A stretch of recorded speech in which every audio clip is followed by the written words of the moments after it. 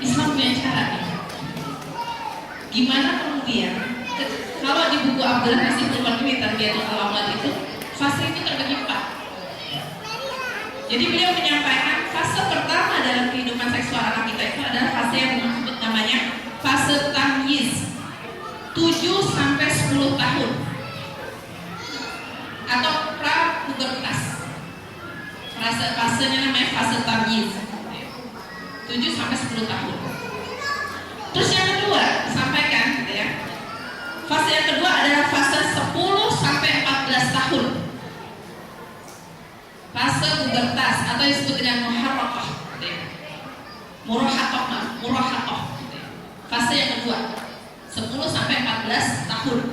Jadi 10-14 tahun itu kan benar dari kelas 5 sampai kemudian SMP kelas 2 ya, 14 ya gitu ya.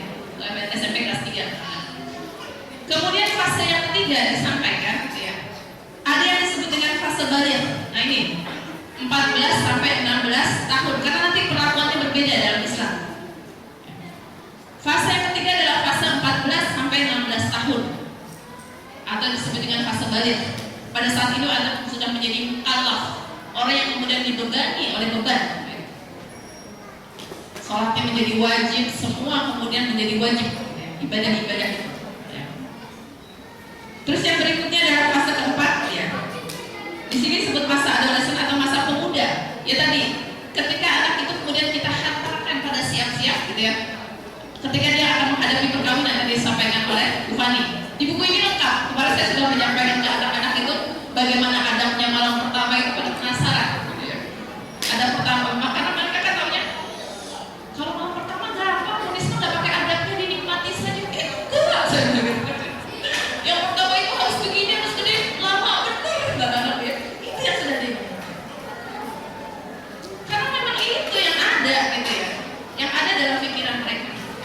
Nah kemudian disampaikan, gitu ya, bahwa kita punya prinsip, punya cara Islam itu untuk pendidikan seksual kepada anak. Yang pertama yang harus kita ajarkan kepada anak-anak kita, sebelum berbicara tentang tadi kita ngobrol tentang pendidikan seks dan lain-lain. Prinsip yang pertama kita ajarkan adalah prinsip istizan, prinsip meminta izin. Nah ini yang bawa Al-Quran silakan dibuka surat An-Nur ayat 58 sampai 59.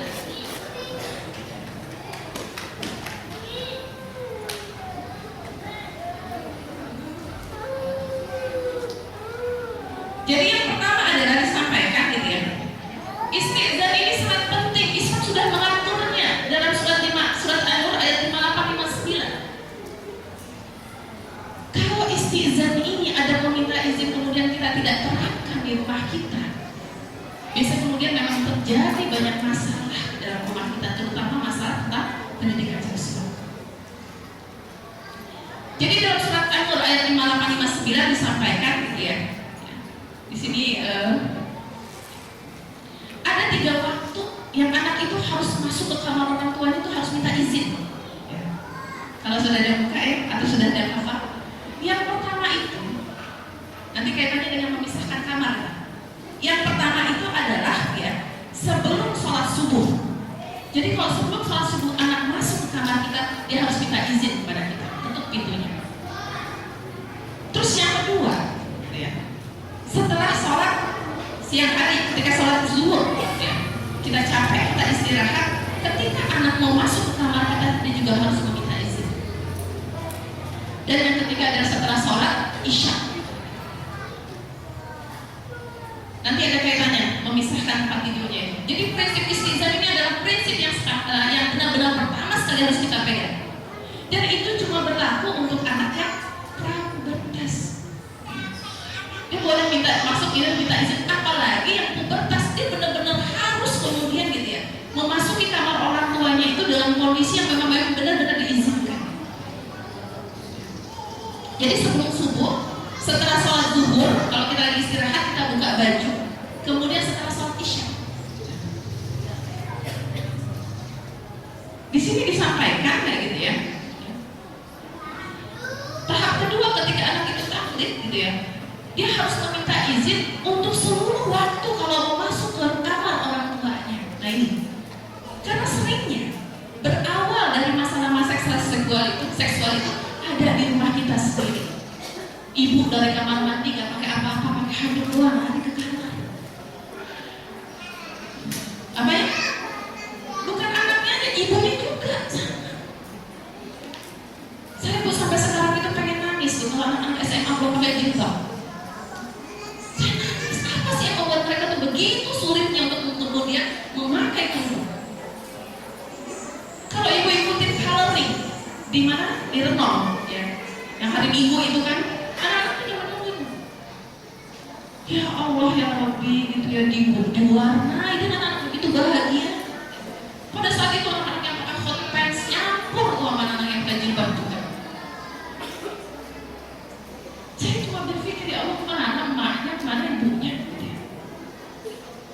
Sedih saya, pengen nangis, tapi nggak tahu nangis itu ke siapa, gitu kan. Gimana caranya itu? Mungkin tadi gitu ya, ada istizan di rumahnya itu kemudian karena dia terbiasa melihat orang-orang yang membuka auratnya di depan matanya, termasuk orang tuanya. Buat yang punya anak laki-laki, tolong bapak ibu gitu yang dari sini, paha itu aurat. Berapa kali kemudian kami ketika ada ekskul itu bolak-balik mengatakan kepada anak-anak, paha itu aurat, tapi kemudian mereka terbiasa memakai celana pendek. Di sini disampaikan.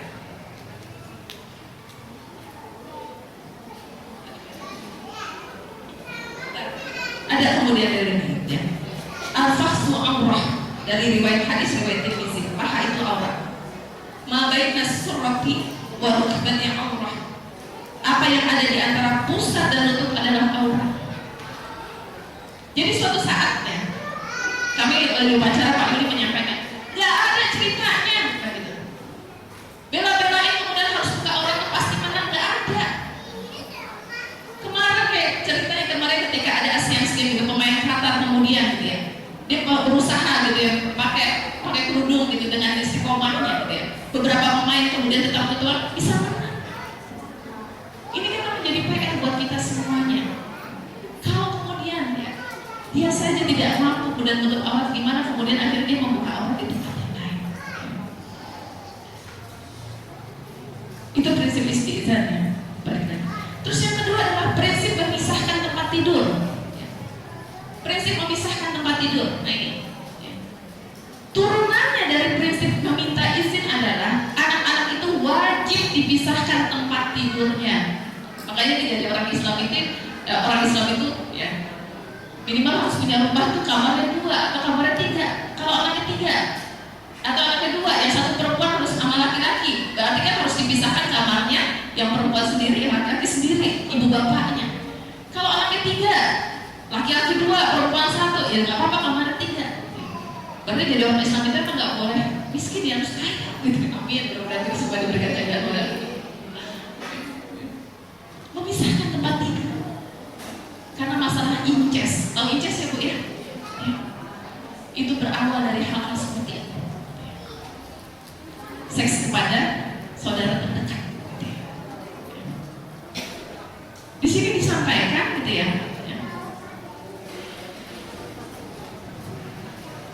Wajib gitu ya, anak-anak wajib terpisah tidurnya atau tepatnya terpisah kamar dari orang tuanya. Mana mungkin anak bisa minta izin kalau dia masih satu kamar dengan orang tuanya. Jadi gua harus mendidik anak-anak ini, kalau bisa pisah kamarnya biar asal apa dengan alasan nggak tega jangan. Ya. Karena ada di ya, di sini disampaikan gitu ya. Saya nggak hafal ininya. Ya. Kata Rasulullah, ya, demi Allah yang diriku dalam kekuasaannya, jika seorang suami menggauli istrinya. Jadi kalau kita kemudian sedang berhubungan dengan suami kita, pasangan kita, gitu ya.